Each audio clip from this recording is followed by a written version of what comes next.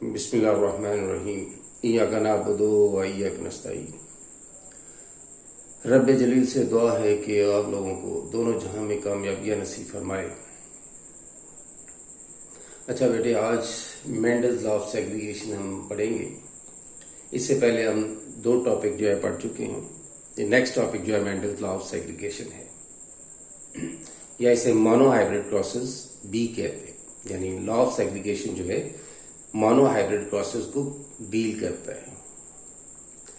Monohybrid crosses क्या होते हैं कि ऐसे क्रॉसेस जिसमें सिर्फ एक करैक्टर को, एक ट्रेट को कंसिडर किया जाता है।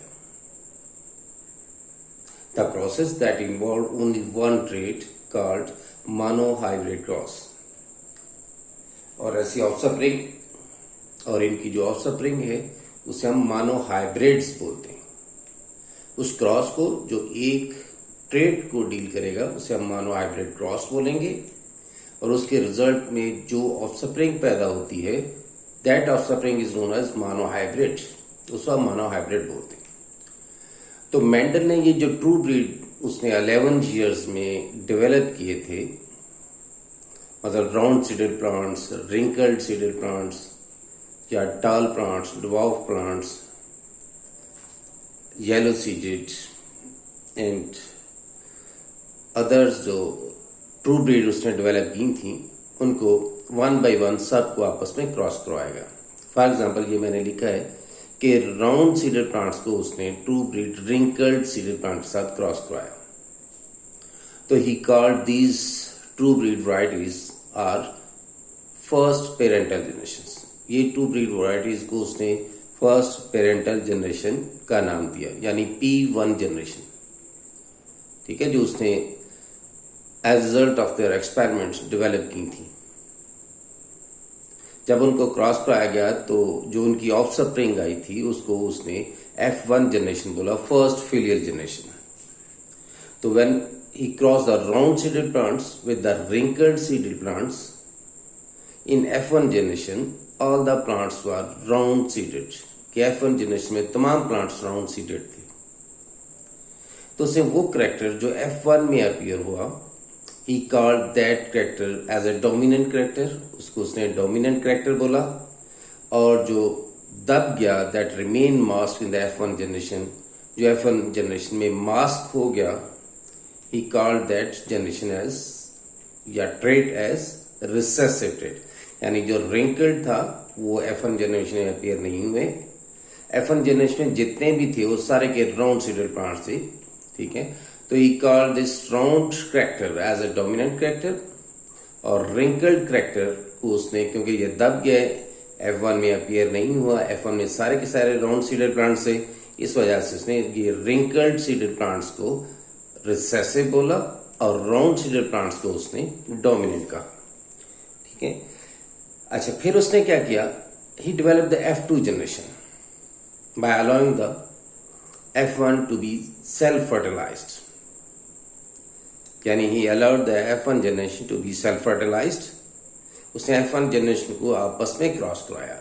F1 प्लांट्स को F1 प्लांट के साथ क्रॉस कराया, यानी जो राउंड थे, F1 का राउंड था, उसको F1 के राउंड के साथ क्रॉस कराया, and obtained the F2 generation, और F2 जनरेशन हासिल की। ये F2 जनरेशन F2 जनरेशन में उसे राउंड सीडेड प्लांट्स भी मिले और रिंकल्ड सीडेड प्लांट्स भी मिले। जो राउंड सीडेड प्लांट्स थे और रिंकल्ड सीडेड प्लांट्स थे, ये 3:1 की रेशियो से उसने हासिल किए। ठीक है, 3 were round and 1 was the wrinkled. This was the phenotypic ratio. ये फिनोटाइप उसे आई, यानी F2 में दो तरह के उसे प्लांट्स मिले, राउंड भी मिले और रिंकल्ड भी मिले, बट इन 3:1 रेशियो, 3:1 की रेशियो में। Then he developed F3। उसने F3 डेवलप की by allowing each of the F2 variety, हर F2 वैरायटी जो आई थी, यानी ये जो राउंड थे, 3 तरह के राउंड थे, द फर्स्ट वन राउंड है, इसे सेल्फ फर्टिलाइज्ड आया, तो इसकी ऑफ सप्रेमिंग सारे के सारे राउंड आए। इसने कहा इसका मतलब है इसकी जीनोटाइप वही है जो फर्स्ट पेरेंटल टाइप राउंड की थी, यानी ये होमोजाइगस राउंड होगा, यानी ये भी ट्रू ब्रीड है। दो जो थे राउंड सीडेड प्लांट्स, ये दो राउंड सीडेड प्लांट्स, जब इनको सेल्फ फर्टिलाइज करवाया गया तो इनकी ऑफस्प्रिंग में राउंड भी आए और रिंकल्ड भी आए। ठीक है, इसका मतलब है इसका जो बिहेवियर था बिल्कुल वैसा था जो कि F1 का राउंड है उसका बिहेवियर है, तो लिहाजा इसने इनको हाइब्रिड बोला। ठीक है, एंड द थर्ड जो रिंकल्ड सीडेड प्लांट थे वो तो रिसेसिव प्लांट थे, वो भी इन्हें हासिल हुए थे F3 में। जब उन्हें सेल्फ फर्टिलाइज करवाया गया तो उसके नतीजे में वो रिंकल्ड प्लांट ही आए। In this way he got the F3 generation भी आ गई, जिसमें उन्होंने कहा कि जो 4 में से एक है वो होमोजाइगस राउंड है, और जो 2 हैं वो हेटेरोजाइगस राउंड है, और जो एक है वो होमोजाइगस रिसेसिव है। ठीक है, तो this was the genotypic ratio 1:1। अब उसने अपने रिजल्ट्स को जो है वो एक्सप्लेन किया कि मेंडल्स की इंटरप्रिटेशन ये थी। अक्सर बच्चों को ये पता चलता है जी सर ये मेंडल्स की इंटरप्रिटेशन कहाँ लिखनी है। ये पहले जो मैंने बोला है, मैंने कहीं कैपिटल आर स्मॉल आर की बात नहीं की। मैंने जस्ट ये बोला है कि ये राउंड है और ये रिंकल्ड है। ये उसके एक्सपेरिमेंट, हमने उसका एक्सपेरिमेंट को एक्सप्लेन किया। अब हम इस एक्सपेरिमेंट को इंटरप्रेट करते हैं, एक्सप्लेन करते हैं कि उसने कहा ये कैसे हुआ है। उसने कहा ये जो राउंड सीडेड प्लांट्स आए थे और रिंकल्ड सीडेड प्लांट थे, ये ट्रू ब्रीड वैरायटीज थी। हर कैरेक्टर के अंदर, हर इंडिविजुअल के अंदर उसने कहा कि 2 कोई फैक्टर्स हैं, and he was not familiar with the gene. उसे नहीं मालूम था कि जीन क्या है। उसने कहा 2 फैक्टर्स हैं और 2 फैक्टर मिल के एक कैरेक्टर को कंट्रोल करते हैं। इन 2 फैक्टर में से एक जो है फैक्टर वो मेल पेरेंट से आता है और एक फैक्टर जो है वो फीमेल पेरेंट से आता है। ठीक है, और जब इनके गैमीट्स बनते हैं at the time of gamete formation, ये दोनों फैक्टर्स जो हैं जिसको उसने एलिमेंटिन का नाम दिया, बाद में जो हैंसन ने इन्हें जीन्स का नाम दिया है, मेंडल्स ने इसे जीन नहीं कहा था। तो ये 2 factors at the time of gamete formation ये अलहदा हो जाते हैं, सेग्रीगेट हो जाते हैं। यानी हर गैमीट में इन दोनों में से एक जो है वो आता है। एक फैक्टर जो है एक गैमीट में आएगा, दूसरा फैक्टर जो है वो दूसरे गैमीट में आता है। यहां आप देख रहे हो कि हमने सिर्फ सिंगल आर गैमीट में लिखा है। इसका यह मतलब नहीं है कि इसमें सिंगल आर सिर्फ एक ही गैमीट बनता है, इसमें भी 2 ही गैमीट बनेंगे, लेकिन वो दूसरे गैमीट में भी कैपिटल आर ही होता है। इस वजह से एक ट्रेडिशन है कि हम सिर्फ और सिर्फ एक दफा जो एक जैसे होते हैं उन्हें एक दफा लिखते हैं। इधर भी स्मॉल आर है तो उसमें गैमीट फॉर्मेशन में हमने सिर्फ एक दफा स्मॉल आर को रिप्रेजेंट किया है। ठीक है, तो उसने कहा ये जो कैरेक्टर्स हैं हर कैरेक्टर को 2 फैक्टर कंट्रोल करते हैं। वो 2 फैक्टर जो हैं उनमें से एक फैक्टर फादर से आता है और एक फैक्टर मदर से आता है।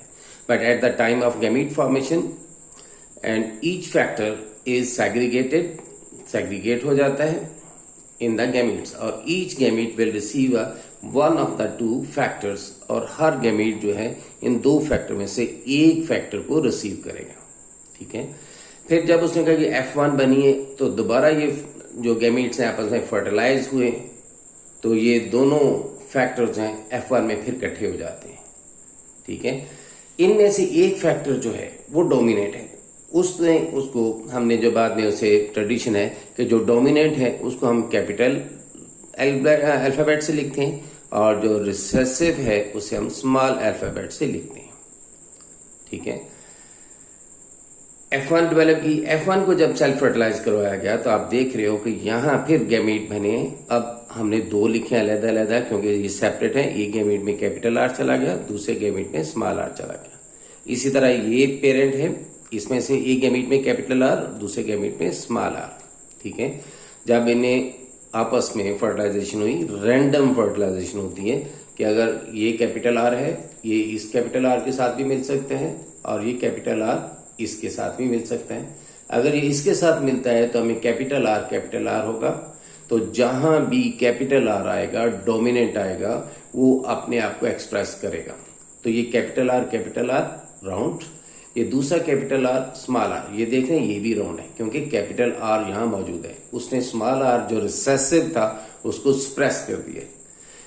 अगर ये गैमेट है इस गैमेट के साथ मिलता है तो ये ऑफस्प्रिंग पैदा होती है F2 capital R small are. जब ये इसके साथ मिलेगा और इसको फर्टिलाइज करेगा तो हमारे पास स्मॉल आर ऑफस्प्रिंग जो है वो हमें मिलेगी, हासिल होगी। इस तरह इसकी फिनोटाइप जो रेशियो है 3:1 बनती है। 3 हमारे पास डोमिनेट आते हैं यानी राउंड आते हैं और एक जो है हमारे पास रिंकल्ड आता है। ठीक है, अगर हम इसकी जीनोटाइपिक रेशियो देखें तो वो हमारे 1:1 बनती है। ये जीनोटाइपिक रेशियो उसने F3 डेवलप करवा के मालूम की थी, डिटरमिन की थी। F3 में उसने क्या किया था, he allowed the F2 generation to be self fertilized. जब फर्स्ट राउंड सीडेड प्लांट्स को सेल्फ फर्टिलाइज करवाया गया तो उसमें तमाम के तमाम राउंड सीडेड प्लांट्स आए। तो इसने कहा the first one is the homozygous round having the same genotypic combination as the first parental generation. ठीक है, और जो दो थे ये राउंड F2 में जब इन्हें सेल्फ फर्टिलाइज करवाया गया तो इनके रिजल्ट में राउंड भी आए और रिंकल भी आए, इसलिए उसको उसने हेट्रोजाइगस राउंड बोला, यानी दो जो है वो heterozygous round. And the last one is the recessive wrinkled नहीं। तो जीनोटाइपिक रेशियो 1:1 आए। ठीक है, इस तरह इसमें उसने P1 का फर्स्ट ट्रू ब्रीड को P1 बोला, F1 उनकी ऑफस्प्रिंग को बोला फर्स्ट फिलियल जनरेशन। जब फर्स्ट फिलियल जनरेशन को सेल्फ फर्टिलाइज करवाया गया तो उसमें उसने P2 सेकेंड पेरेंटल जनरेशन, ये सेकेंड पेरेंटल जनरेशन है। जब F2 को सेल्फ फर्टिलाइज करवाया गया तो इसका मतलब है ये जो हैं ये P3 कहलाएंगे। ठीक है, P3 कहलाएंगे और इनके नतीजे में P3 के नतीजे में हमें F3 डेवलप होती है। तो इस तमाम रिजल्ट में 7 कैरेक्टर्स में same result, he got the same result from the each of the 7 characters, from each of the 7 traits. So depending upon these results he defined the law of segregation. तो law of segregation can be defined as the two coexisting alleles, के जो दो इकट्ठे alleles रह रहे हैं, ये P1 में भी देख रहे हैं। ये अगर F1 की बात करें तो capital R small R exist कर रहे हैं। तो two coexisting alleles for each trait in an individual segregate from each other at meiosis. जब उनके गैमीट्स बनते हैं तो एक दूसरे से अलहदा हो जाते हैं। ठीक है, तो कैसे डिफाइन करें, to coexisting alleles for each trait in an individual segregate from each other at meiosis so that each gamete will receive only one of the two alleles, ताकि जो गैमीट बन रहे हैं उन गैमीट्स में से जो पेरेंट है उन दोनों फैक्टर में से एक फैक्टर जो है वो रिसीव करते हैं। एक इस गैमीट में आ जाएगा, एक इस गैमीट में आ जाएगा। ठीक है, so that each gamete will receive only one of the two alleles and the alleles unite again at random fertilization of gamete when zygote is formed। कि जब ये गैमीट आपस में मिलेंगे तो ये जाइगोट जो कि बाद में इंडिविजुअल में कन्वर्ट हो जाता है, तो जब जाइगोट बनता है तो ये दोनों गैमीट्स में आपस में मिलते हैं यानी फर्टिलाइजेशन होती है। फर्टिलाइजेशन किसे बोलते हैं, फ्यूजन ऑफ द गैमीट्स।